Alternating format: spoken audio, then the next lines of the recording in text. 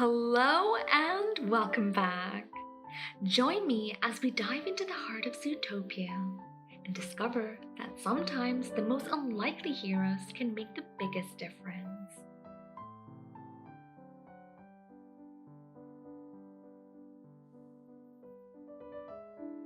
Zootopia was an amazing city. Animals of different sizes and shapes lived and worked together happily. Everyone was equal, whether they had long claws or little paws. Anyone can be anything. Even a small bunny from a farm in Bunnyborough could achieve her dream job. Judy Hopps was the first bunny ever to join the Zootopia Police Department. Judy hopped with excitement as she waited for her first assignment. But when Police Chief Bogo handed her a machine for issuing parking tickets, her ears fell. She wanted to solve crimes, not to be a meter maid. Still, Judy wanted to do a good job. Her sharp hearing alerted her to expired meters, and she wrote hundreds of parking tickets before lunchtime. At noon, Judy headed to a nearby cafe for an elephant-sized treat. There she met a little fox who was desperate for a jumbo pop.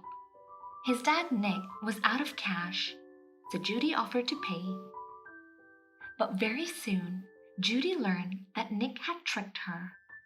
He melted the jumbo pop to create smaller popsicles. Then he resold those for a big profit. That night, Judy went to bed disappointed. The day hadn't turned out like she had planned. She wanted to fight crime. I just need one chance. The next day, Judy got her chance. Mrs. Otterson's husband was missing, and Judy offered to take the case. Assistant Mayor Bellwether agreed, and Mrs. Otterson was so grateful. But Judy had only 2 days to solve the crime. Judy learned that Nick had seen Mr. Otterson recently. She convinced the fox to help her by pulling her own trick. She used her carrot pen to record him talking about his shady business deals. Reluctantly, Nick helped Judy gather clues all across Zootopia until they reached the Rainforest District. The plan was to question Mr. Manchas, the last animal to have seen the otter. Nick and Judy found Mr. Manchas, but something was wrong with him. He had gone wild. Nick and Judy worked together and escaped. They were becoming friends. Both of them wanted to solve this case and prove they could do important work. Judy also knew how to find their next lead. Using security camera footage, she led Nick to a scary building on the edge of town. Inside, they found more wild-eyed animals, including the missing otter. Why had these animals turned savage? A tip from an informer led Nick and Judy to an abandoned subway station. While Nick distracted the guards, Judy slipped into a subway car. That was also a secret laboratory. Judy saw a ram create a serum using a flower.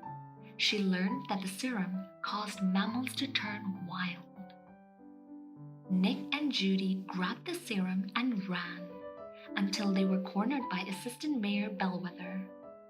The sneaky sheep had created the serum because she knew that if animals with claws and fangs, predators, became savage, citizens would be scared of them.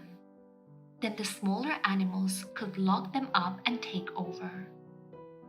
Bellwether shot a dart filled with the serums into Nick. The fox sank to all fours and started shaking. Bellwether smiled. She expected Nick to become savage and eat Judy. But Nick didn't turn wild. He and Judy had pulled their greatest trick. They had switched the serum with blueberry juice. Nick and Judy gave the evidence to Chief Bogo, and Bellwether was arrested. All the animals who had gone savage, including Mr. Otterson, would soon be cured. Judy and Nick had solved the case and proved that they were far more than a dumb bunny and a sly fox. They were partners and best friends, ready to fight crime in Zootopia. Thank you all for watching, and until next time.